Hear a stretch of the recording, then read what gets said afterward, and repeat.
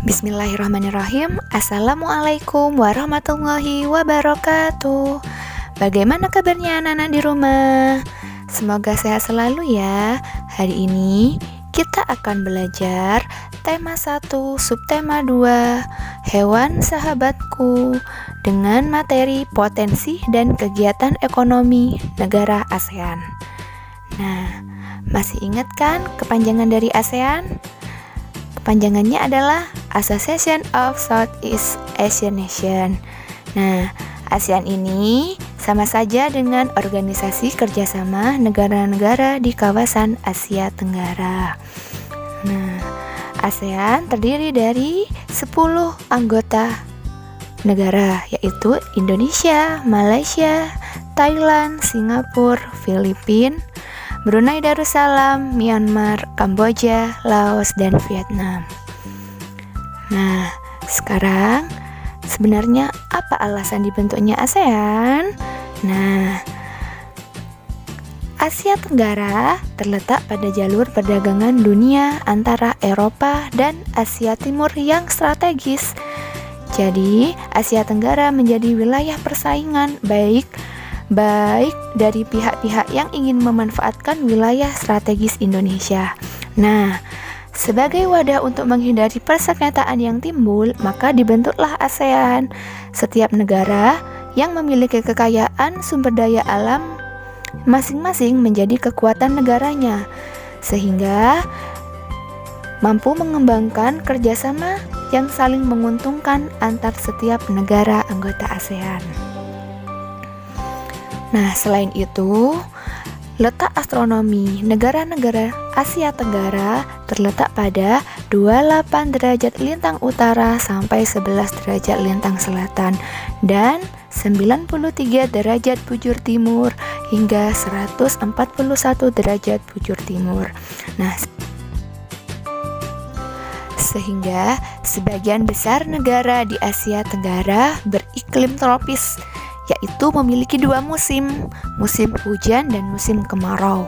Nah, karena memiliki 2 musim tersebut, cocok bagi pertumbuhan tanaman pangan, sehingga sebagian besar memiliki potensi yang sama, yaitu di bidang pertanian.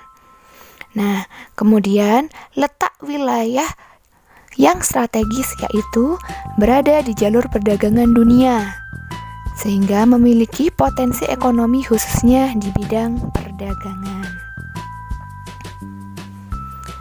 Nah, sekarang kita akan belajar tentang potensi serta kegiatan ekonomi di kawasan Asia Tenggara terkait dengan kondisi geografisnya. Yang pertama yaitu Brunei Darussalam. Nah, Brunei Darussalam terkenal dengan kekayaan sumber daya alam yang melimpah berupa minyak bumi dan gas alam, sehingga termasuk negara di Asia Tenggara yang terkaya karena sektor minyak dan gas yang dimilikinya. Dan selanjutnya yaitu ada Filipina. Filipina merupakan negara kepulauan yang sebagian besar mata pencaharian penduduknya di bidang pertanian. Filipina berhasil menjadi salah satu negara di dunia yang mengembangkan pertaniannya dengan baik.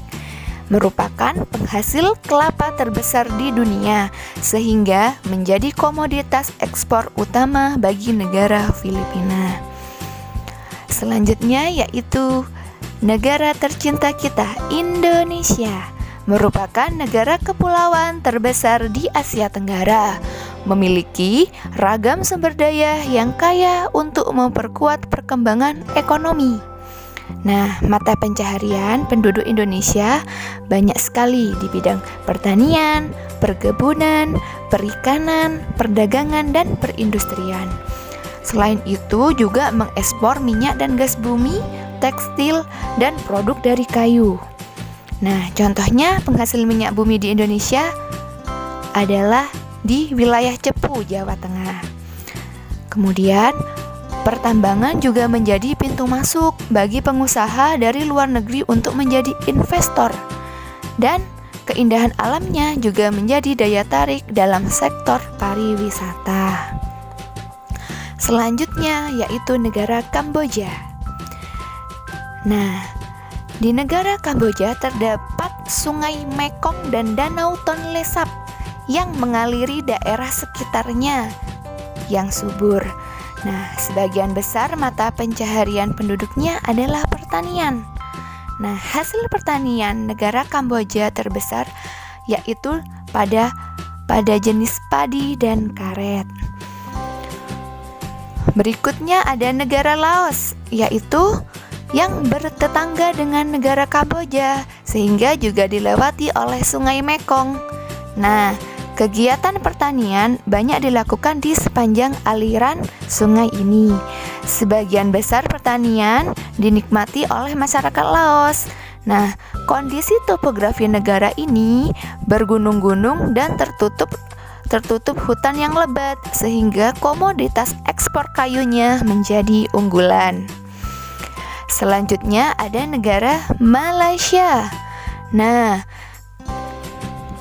pada negara Malaysia, kegiatan ekonomi utamanya yaitu di bidang pertanian, pertambangan, dan perindustrian.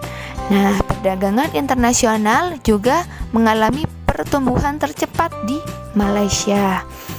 Selain itu, Malaysia juga aktif di perdagangan internasional, antara lain mengekspor kayu, minyak sawit, karet, tekstil, peralatan elektronik, minyak, dan gas bumi.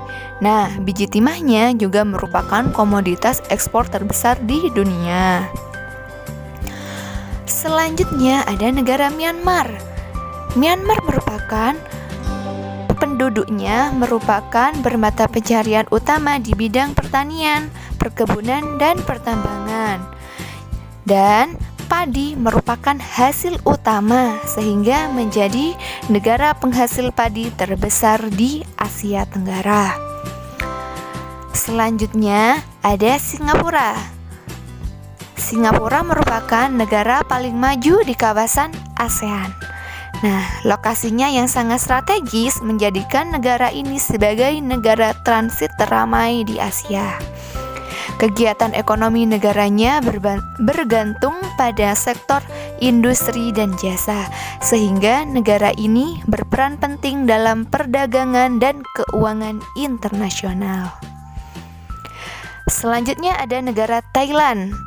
Nah, Thailand sering disebut sebagai lumbung padi terbesar di Asia Tenggara karena merupakan penghasil beras terbesar di Asia dan urutan ketiga di dunia. Pariwisatanya juga menjadi penghasilan utama di Thailand yang terletak karena wilayahnya yang terletak di semenanjung Malaya. Selanjutnya yaitu negara Vietnam. Negara Vietnam berkembang di beberapa sektor perekonomiannya, salah satunya di bidang pariwisata. Negara ini termasuk negara dengan keanekaragaman hayati yang tinggi di dunia, sehingga kunjungan wisatawan mancanegara menjadi sektor pendukung ekonomi di Vietnam. Baik anak-anak, selesai sudah materi hari ini. Untuk lebih lanjutnya silakan bisa dibaca di buku tema 1. Terima kasih. Wassalamualaikum warahmatullahi wabarakatuh.